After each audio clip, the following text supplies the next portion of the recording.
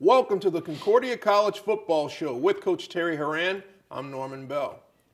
The Cobbers had a really good showing this Saturday facing an Augsburg team that was just trying to find their way. The Cobbers came away with a 43-13 victory. Coach, what was the feeling like after that game? Oh, it was a great win. I mean, anytime you can go on the road and get a win, you're always feeling good about yourself. I thought we performed pretty well in two of the three phases. Our specials, we had some letdowns and some missed assignments, but it's stuff that we can work on. But win's a win, and you feel good about it. We felt we got better, and now we just got to continue on as we move forward into Carleton this week. The first half seemed to take forever. There were a lot of penalties called, and it was uncharacteristic stuff that maybe needed explaining. Yeah, well, we're the least penalized team in the league, and to have whatever we had at the end of the day, but the first half it did drag on, and it is what it is, and officials see what they see, and they make their calls, and we always talk about coaches coach, players play, officials officiate, and we just got to continue to keep playing and keep playing hard, and that's what our kids did. Okay. Well, let's go ahead and take a look at those first half highlights. That tunnel was kind of interesting. Yeah, it's right there on the field, and as you can see, the stands are like right on top of you. This is really the one place where there just isn't a whole lot of room. They're really landlocked, but it's important for Augsburg to have their facilities on campus, and they do what they can do, and it worked out good. Augsburg defended our KO return pretty well. We had a few missed assignments. It was more kind of an effort thing. I didn't think we stayed with our blocks very well. There's Chad getting up on inside option play. Forced you to punt. Forced us to punt right out of the gates. We had a pretty good punt by Eddie, and we had really good coverage down there. Our guys have just been doing a pretty good job at that all day. We corralled them really well. Now, this is something that you guys have really picked up on here in the last 2 weeks. Our defense is just playing lights out fantastic right now, and here's a pick by Landon Moline. Landon Moline gets his second pick in 2 weeks, and our second pick six in 2 weeks. So that felt really good, and to kind of get us on the board. And when you're playing a team like Augsburg can be scary, and you can't let them breathe at all. And I felt that this was a nice little dagger kind of to start the game. The extra point was blocked. Yeah, Eddie actually just kind of kicked it a little too low. I think his timing was off, and he wishes he had that one back, that's for sure. You give it back to them? Yep, and they run a middle return, which we hadn't seen. It was different from the one that they had previously ran, but we had a missed tackle where our head went down and he hurtled over the top of us. But then we come back with a nice big pick by Hank Van Loo. We had 4 picks on the day, Norm, and after the pick 6, after those next 3 interceptions, we scored touchdowns on. Yeah. And then that was great to see. And here's a pitch out to Chad, and Chad getting up the field, kind of off our kind of a lead option play of ours. Here's the score. Yep, Chad just pounded it in off a little red slant. They did an okay job early on, bottling up the run a little bit, but as the game wore on, you could see where the gates kind of opened up. Yeah, no question about it. And here we went for 2 out of kind of our swing gate stuff, and we just were outmanned, and they defended it pretty good. And then we had a great corner kick by Eddie. Eddie does a really nice job with that. He gets really good English on that ball, and our kids corralled it again very, very well. Yeah, you're right. They defended us pretty well. They came with a couple different schemes and different looks, but as the game wore on, we started figuring things out. Here's Herkler had a nice day returning punts for us. Here's Mike on a midline option play. He gets the second read, and big physical back that he is. Great pickup by Dallas Raftevold. Yeah. You could see the ball skipped. He's got great hands. That's why he's our holder, and we nailed it. Yeah, you kind of when you're corner kicking, sometimes you gotta roll the dice. Sometimes that one just happened to skip out of bounds. You hate to give anybody possession at the 35-yard line, but it is what it is. You go out and play D, and you move to the next play. This young man's really been running hard for us. Yeah. That was just kind of a blast play. And then that happened.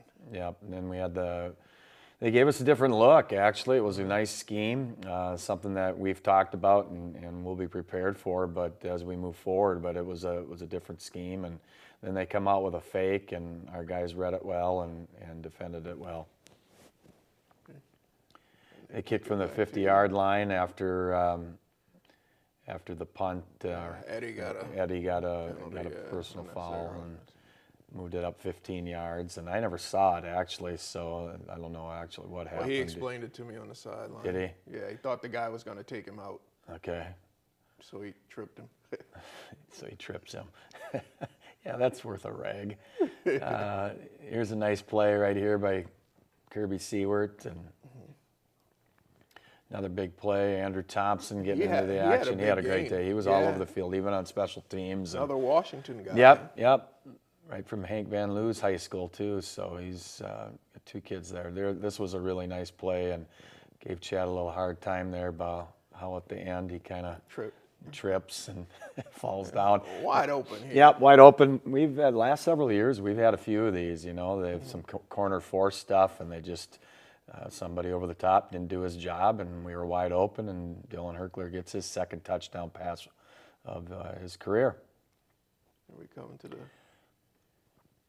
Another big play. You know, Dallas Raftevel is just so smart in that secondary, and he's got really good hands, and he read that one perfectly. And we get another pick, and I believe this is right before half. We were running kind of a sprint out look, and Mike has the option to run or pass, and we had the edge set, so he took off. And you know, those scores right before halftime, Norm, those are huge, huge for us. And you know, for a team that gets scored on, boy, what a, you know, that. It's just a morale letdown, you know. It really is a demoralizer. So that was good to get that one. So you take a 29-6 lead into halftime. What was the message to the guys? It has to be something about finish. Yeah, just finishing. You know, do what we're doing. You know, they really weren't taking away everything that we were doing. Just keep playing hard, and you know, we don't want to get into any of the extracurricular stuff that sometimes happens when you get up on Augsburg. But you know, for the most part, our kids, you know, we finished the game. We went out there and competed for 30 minutes and got the win on the road, and we're proud of them. Okay. When we come back, we'll take a look at those second half highlights.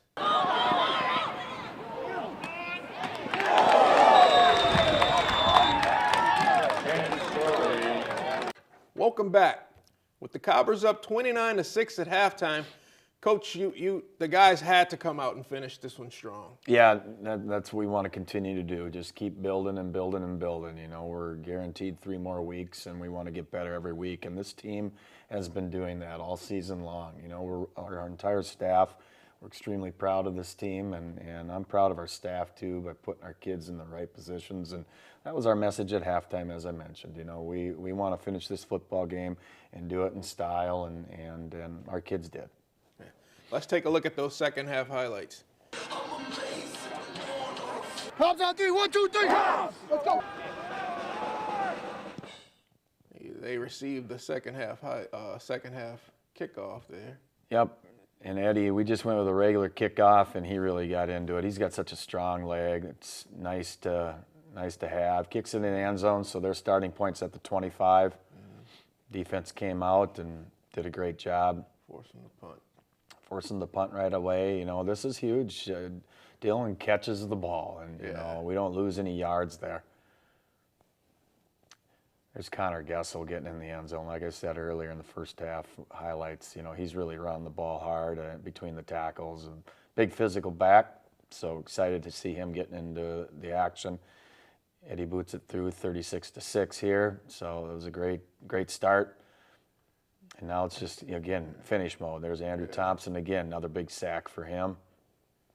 Like I said, he was all over the place. Yeah, he was. And we get into the fourth quarter. Yeah, moving to the fourth quarter again. This is our pride quarter, and actually they called a penalty on this, and Eddie dropped the ball, which, you know, he becomes a live player then. So I don't know. We got a break, I thought. Yeah. So here was a nice 20-yard gain.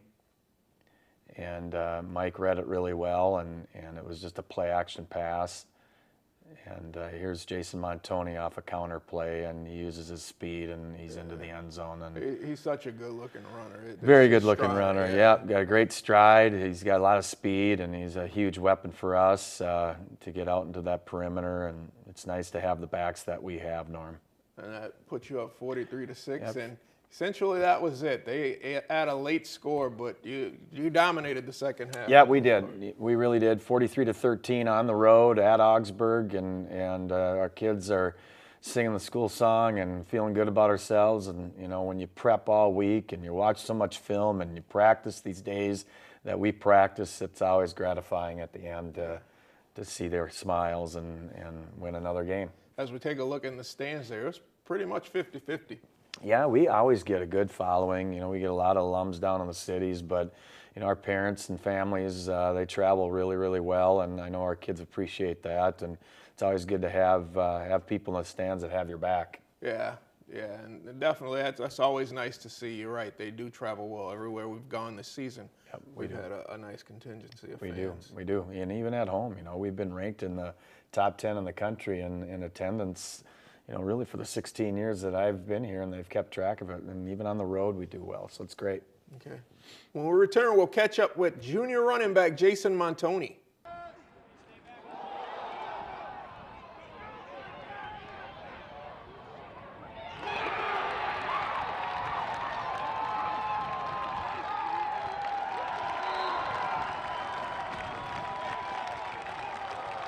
I'd like to welcome in junior running back Jason Montonye. Jason, thank you for joining us. Thanks for having me.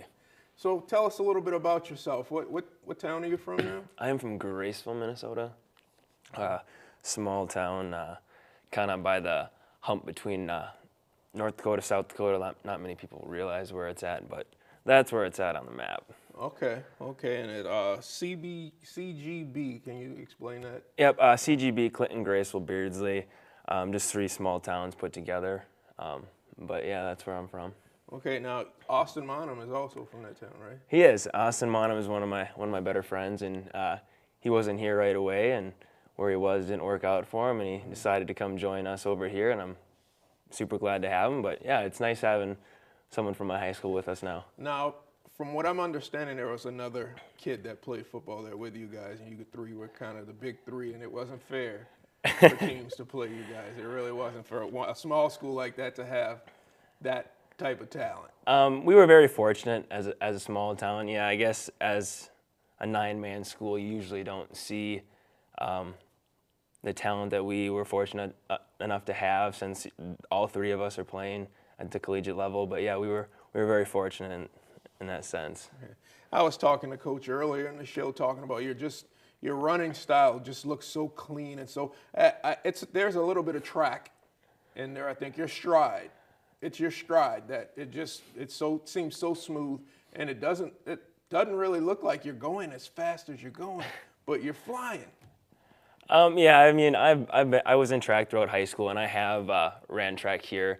I always looked at track as a way to get faster for football, and I've been fortunate enough that it's helped me out a little bit, and I hope and it translates to the football field as well as I guess some people say. Well, you're averaging 5-point-something yards a carry, a lot of big runs, and of course the big play against St. Thomas that, you know, everyone's talking about it. It's actually up for play of the year. I don't know if you knew that. I didn't know that. Candidate for play of the year. Yeah, that's being talked about nationwide. That was really something to see and be a part of. Okay, well, I guess stride or no stride, I don't get in the open if it's not for my teammates and whatnot getting the blocks and setting me free. So yeah, those guys up front, I talk about them every week. I'm kind of biased. Yeah, but those guys up front, they really do a nice job. They get it done, that's for sure. They really do a nice job. So what made you choose Concordia? I'm sure you had other options available to you.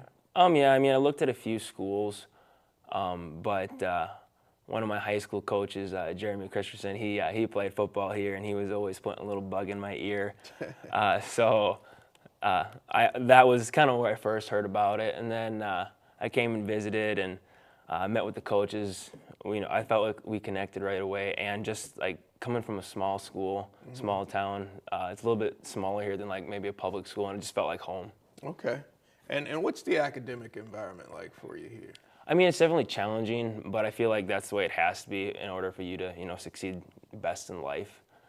If you're being pushed in school, then you'll be able to do your best out in the real world. And your exercise science major? Exercise science with a focus in PT, so that's my goal heading forward is to hopefully get into PT school after this. Okay, be a physical therapist. Huh? Yep. That'd be nice. That'd be nice. And what's your favorite thing about playing football here at Concordia? I guess one of my favorite things is in high school we were such a close group, and here it's the same way. It's just a bunch of brothers out there on the field together, and I feel like we have a great connection with each other, and to me that's important because win or lose, when you're family and you're together, and it's at the end of the day, that's what it's all about. Yeah, you're right. Exactly. That's what it's all about. Well, Jason, I'd like to thank you for joining me today. It's been a pleasure watching you all season long and look forward to continuing that and the continued success of the program. All right, well, thank you. I appreciate you having me. Thank you. That's Jason Montonye, junior running back. The coach, they're just preparing us really well. We're seeing everything during the week in practice. It's the same thing that they run out here on Saturday, and I think it's just preparation, this meeting opportunity, and we're just getting it done and executing. Joining us now is graduate assistant Cooper Gauldin. Thank you for joining us, Cooper. Yep, thanks for having me. So tell us a little bit about yourself, where you're from. I'm from Annandale, Minnesota. It's a small town south of St. Cloud, about 25 miles. Yeah, we're the Cardinals, so. And you played your college football here at Concordia, right? Yep, I did all 4 years. Okay, what made you choose Concordia? Well, I took a couple visits to a couple other places, and to be honest, I didn't look that good in purple and red, so I was like, maroon. It's the place to go. And plus the coaches, the relationship with the coaches. Okay. That's what mainly brought me here. And what was your experience like here? My experience was awesome. Kind of like Jason said, it's a tight-knit group, and the coaches and the players have a special relationship here. And overall, it was just a family community. Okay. Speaking of Jason, he must have really admired your play on the field last year because he switched to number 4. That was your old number. Oh, yeah. Yep, I give him some hard time about that, but hey, he looks good in number 4, so. So what are some of your responsibilities as a graduate assistant? Well, during game day, it's just getting the special teams players lined up. I have to make sure 11 guys are out there at all time on the field, and then basically anything the coaches need, I'm there to kind of help them out. And after the game, I give coach a hard time. I'm kind of the PC, the pizza coordinator. Basically, he just gives me a map of Minneapolis. He says, all right, go find a pizza joint, take my credit card, and bring back 49 pizzas. And Wait, you go out and get the pizzas? oh, yeah. Oh, man. Oh, yeah. That's a gig. Now, Yeah. I understand you have a Friday gig also that, I don't know, I'm hearing some chirping about Oh, yeah. a couple of your selections there. Tell us about your Friday gig. All right, so I'm lucky enough to get a pick where the coaches eat for Friday lunch, which is a tradition here. And they give me a hard time, where I pick. So this time I went big, and I went to a university, or a North Dakota State University restaurant called Her the Horns, and the coaches don't really appreciate that too much because everyone's dressed in green the whole time, and we're coming showing up in our maroon and our C's, and But they can't really complain, though, because you're winning. that's true, right? Hey, So, it's getting the job done. let's hope you have to eat there the rest of the Yeah, season. Eh? yep. And so what are your plans for after you finish up your graduate assistantship? What do you want to do? My dream job is ultimately to coach, so hopefully find a coaching position someplace in the Midwest and continue what I'm doing now. Okay. Well, look, I appreciate you joining us, Cooper. I really do, and I enjoy what you do on the sideline. The guys really, they respond to you guys. You were with them last year, so Yeah. They have a lot of respect for you. And thank you for what you do. Yep, thank you. That's Cooper Gauldin, graduate assistant. You play as hard as you can for as long as you can. Okay? Every play, every rep, we all stay in it. Okay? You give your focus to now, your energy to now, okay? And greatness will happen. Period. Welcome back. Coach, you're getting down to the late stretch here in the season. You come back home to face a very, very tough Carleton team. Yeah, you know what? Anytime you play, you have to be ready to play. Carleton's always well coached, and they always play us tough. Last year, we squeaked out a win down there, probably about the same time of the year. So, you know, we want to finish strong. You know, we have 3 to go. Like I said, we're guaranteed 3, and as a staff, we met last night, and we're kind of adjusting our practice schedules to drop a few periods here and there. You know, this time of the year, you got a lot of bumps and bruises and a lot of bangs, and you know, we want our kids fresh on Saturdays, and if it means taking away a few periods here and there in a practice, we need to do that, and we have to prep extremely well. We've got a few days here now with fall break that the kids have no classes, so studying football is pretty easy for them to do, and we need to take advantage of that because we need to be ready for Saturday. We don't want to stub our toe. I was talking to Coach Willits and Coach Mistro on the sideline before the game, and it's true that every team is going to take this game as a very important game to them because Concordia is usually always among the top in the MIAC, so they're going to always come and give their best shot when they face you guys. We feel the same, yeah, no question about it. You know, we've got a bullseye on our back, and we're going to get everybody's best shot, and you know, our boys need to be ready to go. Okay. So is there anything about Carleton that kind of worries you?